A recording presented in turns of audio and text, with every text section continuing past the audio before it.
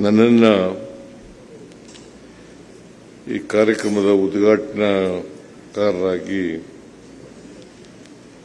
ಜಿಲ್ಲಾಡಳಿತ ಮತ್ತು ನಗರ ಪಾಲಿಕೆ ಬಸವ ಬಳಗದ ಒಕ್ಕೂಟದವರು ಕರೆದಿದ್ದರು.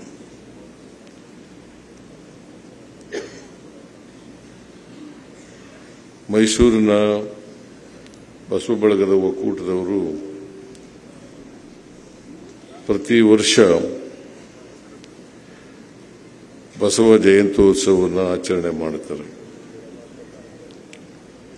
ನಾನು ಹೆಚ್ಚು ಕಡಿಮೆ ತಪ್ಪದೆ ಆ ಕಾರ್ಯಕ್ರಮಕ್ಕೆ ಭಾಗವಹಿಸಿದ್ದೇನೆ. ಈ ಸಾರಿನೂ ಕರೆದಿದ್ರು. ನಾನು ಹೇಳಿದೆ,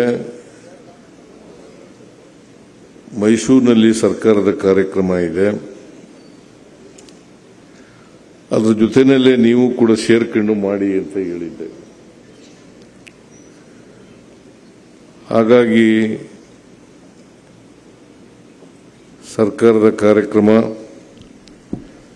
ಮತ್ತು ಬಸವ ಬಳಗದ ಒಕ್ಕೂಟದ ಸಂಯುಕ್ತಾಶ್ರಯದಲ್ಲಿ ಈ ಕಾರ್ಯಕ್ರಮ ನಡೀತಾ ಇದೆ.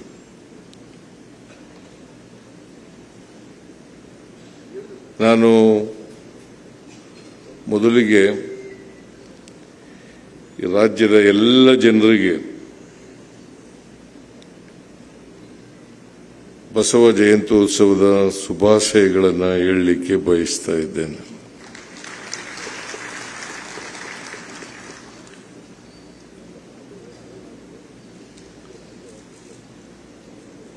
ಇದೇ ಸಂದರ್ಭದಲ್ಲಿ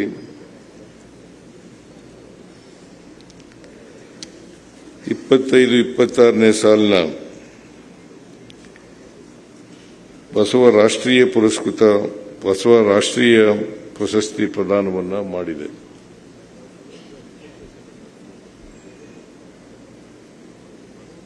ಅದರ ಪುರಸ್ಕೃತರು ಶ್ರೀ ಸಿದ್ದರಾಮ ಶರಣರು.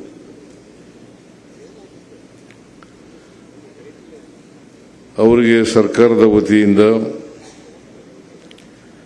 ಅಭಿನಂದನೆಗಳನ್ನು ಸಲ್ಲಿಸಲಿಕ್ಕೆ ಬಯಸ್ತಾ ಇದ್ದೇನೆ.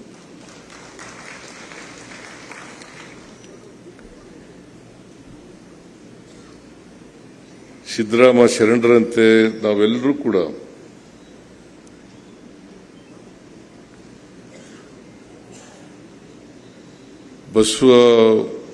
ಬಸವಣ್ಣವರು ಯಾವ ಕನಸನ್ನ ಕಂಡಿದ್ರು ಸಮಾಜದ ಬಗ್ಗೆ,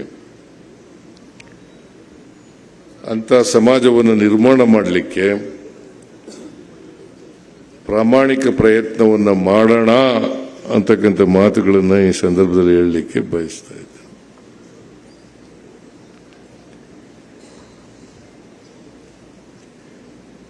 ಸಿದ್ದರಾಮ ಶರಣರಿಗೆ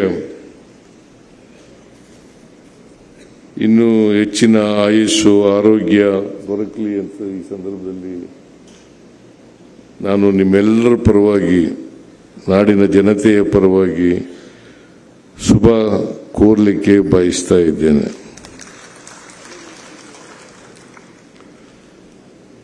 ಅವರು ಇನ್ನಷ್ಟು ಸಾಮಾಜಿಕ ಕೆಲಸವನ್ನು ಮಾಡಲಿ, ಬಸವಣ್ಣವರ ದಾರಿನಲ್ಲಿ ದೃಢವಾದಂಥ ಹೆಜ್ಜೆಯನ್ನು ಇಡ್ಲಿ ಅಂತಕ್ಕಂಥ ಮಾತುಗಳನ್ನು ಕೂಡ ಈ ಸಂದರ್ಭದಲ್ಲಿ ಹೇಳಲಿಕ್ಕೆ ಬಯಸ್ತಾ ಇದ್ದೀನಿ. ಬಸವಾದಿ ಶರಣರು 12ನೇ ಶತಮಾನದಲ್ಲಿ ಸಮಾಜದಲ್ಲಿ ಇರ್ತಕ್ಕಂಥ ನಮ್ಮ ಸಾಮಾಜಿಕ ಅವ್ಯವಸ್ಥೆ ಏನಿದೆ,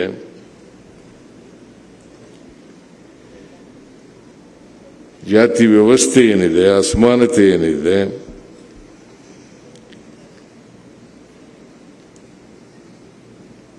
ಮೂಢನಂಬಿಕೆಗಳೇನಿದ್ದಾವೆ, ಇವುಗಳ ವಿರುದ್ಧವಾಗಿ ಹೊಸ ಸಮಾಜವನ್ನು ನಿರ್ಮಾಣ ಮಾಡಲಿಕ್ಕೆ ಪ್ರಯತ್ನ ಪಟ್ಟರು.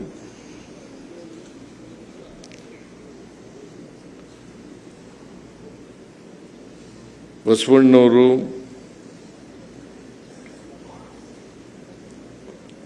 ತಳ ಸಮುದಾಯದಿಂದ ಬಂದಂಥವರಲ್ಲ. ಅವರು ಬ್ರಾಹ್ಮಣ ಜಾತಿನಲ್ಲೇ ಹುಟ್ಟಿದವರು. ಆದರೆ ಯಾವತ್ತೂ ಕೂಡ ಜಾತಿಯನ್ನ ತಿರಸ್ಕಾರ ಮಾಡಿ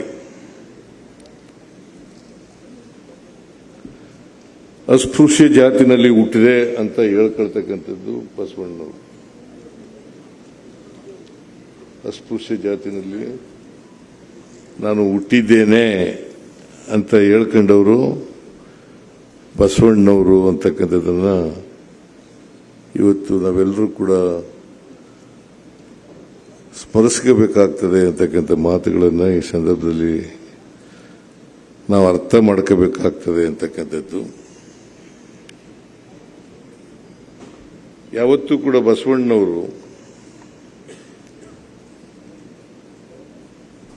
ಸಮಾಜದಲ್ಲಿ ಜಾತಿ ವ್ಯವಸ್ಥೆ ಒಳಗಡೆ, ವರ್ಣ ವ್ಯವಸ್ಥೆ ಒಳಗಡೆ ನಾನು ಮೇಲ್ಜಾತಿಯವನು ಅಂತಕ್ಕಂಥ ಹೇಳ್ಕೊಳ್ತಕ್ಕಂಥ ಕೆಲಸವನ್ನು ಮಾಡಲಿಲ್ಲ. ಸಮಾಜದ ಪರಿವರ್ತನೆ ಆಗಬೇಕು,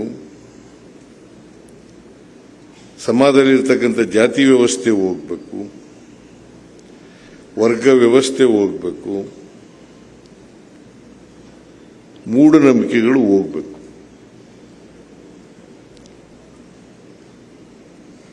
ಕರ್ಮ ಸಿದ್ಧಾಂತವನ್ನು ತಿರಸ್ಕಾರ ಮಾಡಿದರು ಬಸವಣ್ಣನವರು. ಕರ್ಮ ಸಿದ್ಧಾಂತ ಇದೆಯಲ್ಲ, ನಾನು ಇಂದಿನ ಜನ್ಮದಲ್ಲಿ ಅನೇಕ ಪಾಪದ ಕೆಲಸಗಳನ್ನೆಲ್ಲ ಮಾಡಿಬಿಟ್ಟಿದ್ದೆ, ಅದಕ್ಕೆ ಈ ಜನ್ಮದಲ್ಲಿ ಈ ರೀತಿಯಾಗಿ ಹುಟ್ಟಿದ್ದೀನಿ ನಾನು. ಆ ಪಾಪದ ಕೆಲಸಗಳು ಪ್ರಭಾವ ಈ ಜನ್ಮದಲ್ಲಿ ಕೂಡ ನನ್ನ ಮೇಲೆ ಬಿದ್ದಿದೆ, ಅದಕ್ಕೋಸ್ಕರವಾಗಿ ನಾನು ಈ ತರ ಹುಟ್ಟಿದ್ದೀನಿ.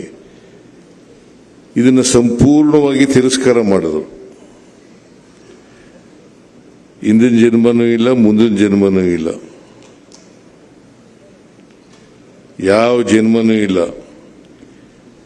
ಹಿಂದಿನ ಜನ್ಮದಲ್ಲಿ ಕರ್ಮ ಮಾಡಿದ್ದೆ, ಅದಕ್ಕೋಸ್ಕರವಾಗಿ ಈ ತರ ನೀನು ಯಾಕಪ್ಪ ಅವಿದ್ಯಾವಂತನಾಗಿದ್ಯಾ, ನೀನು ಯಾಕಪ್ಪ ಬಡವನಾಗಿದ್ಯಾ, ಹೊಟ್ಟೆಗಿಲ್ಲ ನಿನಗೆ ಯಾಕೆ ಸೂರಿಲ್ಲ, ನಿನಗೆ ಯಾಕೆ ಆಸ್ತಿ ಇಲ್ಲ ಅಂತಂದ್ರೆ ನಾನು ಹಿಂದಿನ ಜನ್ಮದಲ್ಲಿ ಪಾಪದ ಕೆಲಸ ಮಾಡಿದ್ದೆ, ಅದಕ್ಕೋಸ್ಕರವಾಗಿ ಈ ಜನ್ಮದಲ್ಲಿ ಹಿಂಗೆ ಹುಟ್ಟಿದ್ದೀನಿ.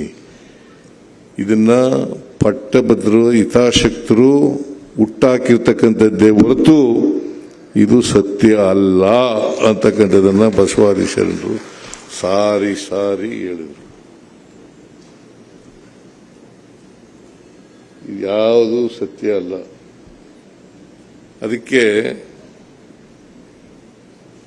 ಬಸವಣ್ಣವರು ನಾವೆಲ್ಲ ಕೂಡ ಮನುಷ್ಯರಾಗಿ ಬದುಕಬೇಕು. ನಿರ್ಭೀತ, ನಿಷ್ಪಕ್ಷಪಾತ, ವಿಶ್ವಾಸಾರ್ಹ ಸುದ್ದಿಗಳಿಗೆ ಮತ್ತೊಂದು ಹೆಸರಾಗಿರೋ ನ್ಯೂಸ್ 18 ಕನ್ನಡ ಈಗ ಆಪ್ನಲ್ಲೂ ಲಭ್ಯ ಇದೆ. ದಯವಿಟ್ಟು ಇಲ್ಲಿರೋ QR ಕೋಡ್ ಅನ್ನು ಸ್ಕ್ಯಾನ್ ಮಾಡಿಕೊಂಡು ಆಪ್ ಡೌನ್ಲೋಡ್ ಮಾಡೋದಕ್ಕೆ ಮರಿಬೇಡಿ. ನಿಮ್ಮ ಬೆಂಬಲ ಹೀಗೆ ಸದಾ ನಮ್ಮೊಂದಿಗಿರಲಿ. ಧನ್ಯವಾದ.